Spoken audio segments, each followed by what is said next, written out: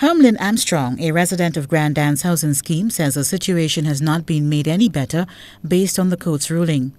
So although she's won the case, it's a bittersweet experience. I'm retired, but I'm working. And I always thank God that I got a job, because what NIS is giving me, it can't do anything because I still have a mortgage.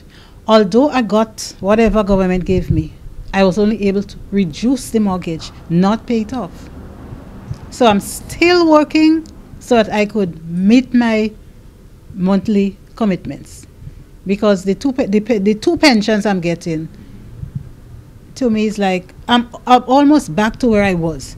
People would meet me and they would meet me on the bus. Like one guy met me on the bus. Hey, you're riding on bus? You should be taking taxi. Because you get so much money. But then I was owing on my mortgage. I have a lot of money to pay my credit union. She plans to appeal. I'm always saying, since before I retired, the union was looking for somebody to go to court, and I volunteered.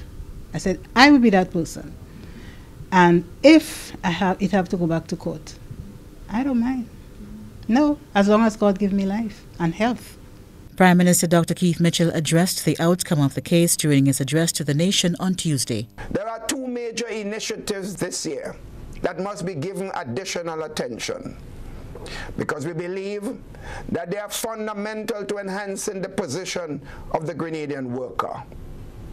One is the issue of the state pensions for public officers, which we accept is a matter of enormous national importance. Recently, government faithfully paid up in execution of the constitutional decision of the court in respect of the pension issue brought before it by retired public officer Ms. Hermiline Armstrong. Nevertheless, we are ever aware of the enormous financial implications for other workers, as this matter dates back 33 years. The government met with trade unions yesterday to discuss the issue of pension for public officers. The payment of increments to public servants was also a major talking point during the talks with trade unions and Ministry of Finance officials. According to the president of the Grenada Union of Teachers, President Lydon Lewis, they are awaiting word from the government as to when increments would be paid. Well, there were 4 points discussed at the meeting. One was that of increment. What we were told by Finance, Ministry of Finance personnel, is that they are now calculating the short payments, the short payment on increment for 2014, 2015, and 2016, doing the calculations. As soon as this is done, they're going to make a cabinet submission. And hopefully after the first 6 months of the year, there is a reasonable expectation that the government would start paying increments, or there would be a timetable set when the short payments would be made, and also an announcement as to when the start of the new salaries for 2016 will be paid.